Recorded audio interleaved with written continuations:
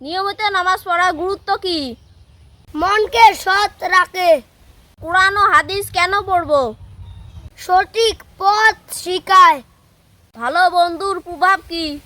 ভালো কাজ করতে সাহায্য করে। কেন মানুষ ভুল পথে চলে?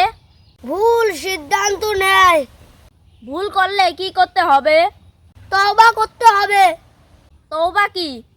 আল্লাহর কাছে ক্ষমা চাওয়া। ভালো কাজ করার জন্য কি দরকার? সৎ মন ও চেষ্টা। শয়তান কে? ইবলিস আল্লাহর অবাধ্য। শয়তান কিভাবে ধোঁকা দেয়? পাপের দিকে ডাকে। আল্লাহ পাপ চায় না, পরীক্ষা নিতে চান। আল্লাহ কেন সৃষ্টি করলেন? পরীক্ষার জন্য। শয়তান কিসের সৃষ্টি? আগুন থেকে জিন। শয়তান কখন অবাধ্য হলো? আদম আলাইহিস সালামকে সেজদা দিতে অমান্য করে। শয়তান কতক্ষণ বাঁচবে? কিয়ামত পর্যন্ত। রূহ কি? আত্মা, যা মানুষকে জীবিত রাখে। রূহ কে সৃষ্টি করেছেন? আল্লাহ। রূহ কোথা থেকে আসে? আল্লাহর আদেশে। রূহ শরীরে কবে আসে?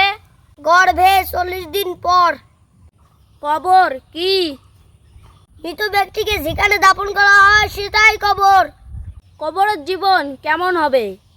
কবরেও জীবন আছে, যাকে বলে আলমে বজ্জক। মৃত ব্যক্তিকে কবরে প্রশ্ন করা হয়? হ্যাঁ, ফেরেশতা 3টি প্রশ্ন করে। কে প্রশ্ন করে? 2 জন ফেরেশতা, মুনকার ও নাকির।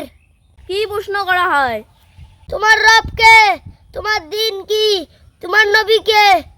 সৎ লোকের জন্য কবর কেমন হয়? জান্নাতের বাগানের মতো আরামদায়ক। পাপীর জন্য কবর কেমন হয়? জাহান্নামের গর্তের মতো কষ্টদায়ক। কবরের জীবন কেন গুরুত্বপূর্ণ? এটি মৃত্যু ও পরবর্তী জীবনের প্রস্তুতি।